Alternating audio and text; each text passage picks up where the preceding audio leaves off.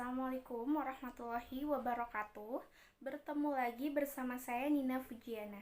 Di video kali ini saya akan membahas tugas belajar di luar kelas di hari ketiga. Berikut saya akan menjawab pertanyaan-pertanyaan tema job description. Langsung saja ke pertanyaannya mengenai job description motivator pada kegiatan insidentil berikut. Yang pertama itu, apa yang harus dilakukan motivator apabila ada murid yang tidak mau masuk kelas? Jika ada murid yang tidak mau masuk kelas, kita harus menanyakan apa yang dia sukai, atau mungkin kita harus sudah tahu terlebih dahulu apa yang dia sukai, lalu kita berikan hal-hal yang dia suka. Contohnya yaitu anak suka sama film Boboiboy. Nah, kita ajak anak tersebut untuk mengobrol. Kita bicarakan dulu tentang film Boboiboy tersebut agar anaknya tertarik dan merasa senang sehingga mood anak akan lebih baik lagi. Kedua, apa yang harus dilakukan motivator apabila ada murid yang menangis?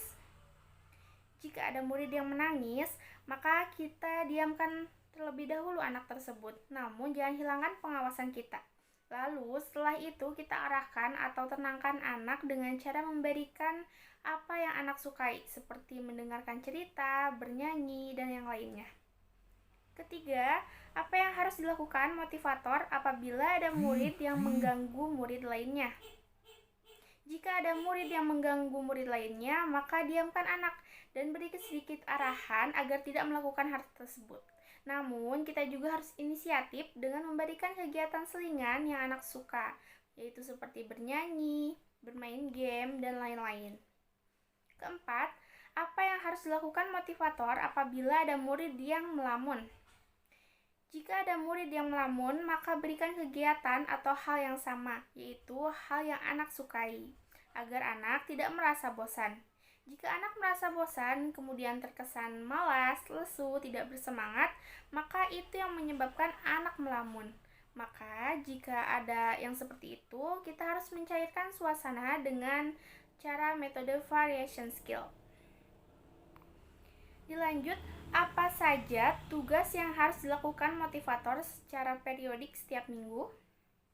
Tugas per minggu yang harus dilakukan motivator adalah melakukan evaluasi setiap muridnya dengan level, kemudian pelaporan tentang suasana dalam kelas atau hal-hal yang terjadi dalam proses belajar. Pertanyaan selanjutnya, apa saja tugas rutin yang harus selalu dilakukan oleh motivator setiap hari? Tugas harian yang harus dilakukan motivator secara rutin adalah menyiapkan dan memastikan ruangan kelas bersih, aman, dan nyaman. Kemudian setiap harinya juga motivator harus rutin menyiapkan atau menciptakan suasana kelas yang seperti apa, yang menyenangkan atau bagaimana. Kemudian tidak lupa untuk menyiapkan modulnya, harus disiapkan perlengkapan belajarnya, kotak permainan kata atau KPK, dan lain sebagainya. Pertanyaan selanjutnya, bagaimana cara agar motivator mengetahui karakter dan kesukaan anak? Di sini, motivator harus mempelajari dan mengenal karakter setiap anak didiknya agar dapat melakukan pendekatan sesuai dengan karakter masing-masing anak.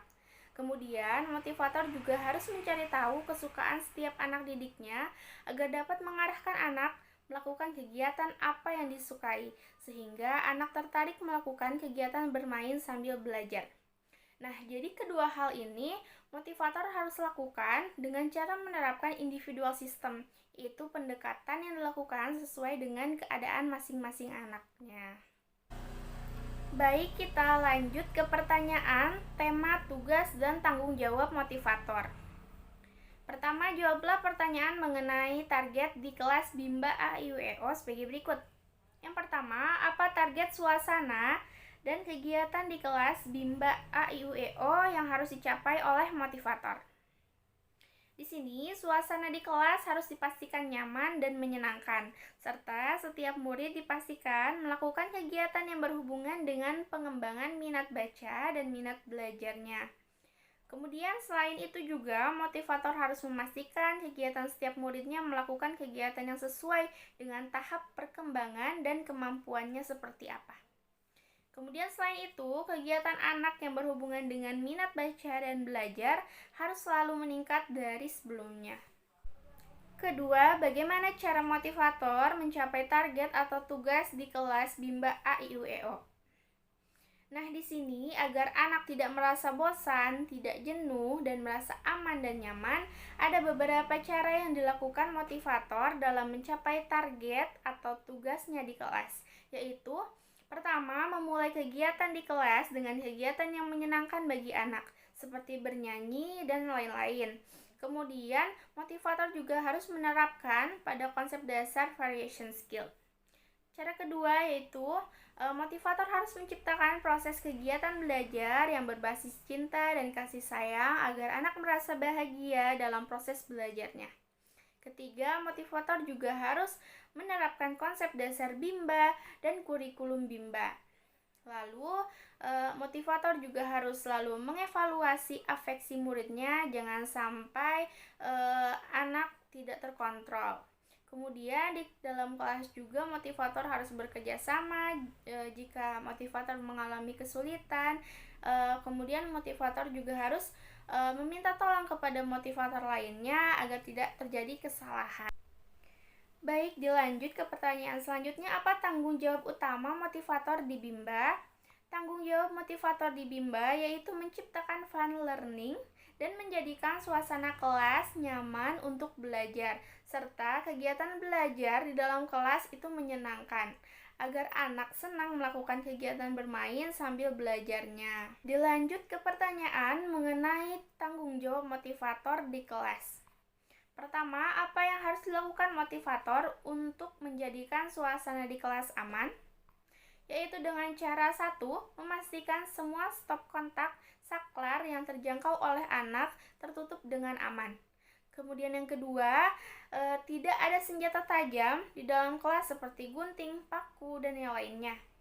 Ketiga, memastikan ruangan bersih dan tidak ada serangga di dalam kelas. Keempat, tidak ada tumpahan air di dalam kelas agar anak tidak terpeleset.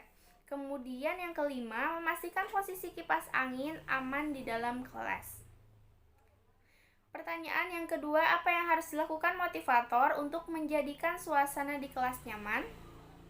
Di sini, motivator mampu memastikan dan meyakinkan anak bahwa anak itu terlindungi dari ancaman kekerasan verbal, fisik, atau psikis dari guru, teman, dan orang tua.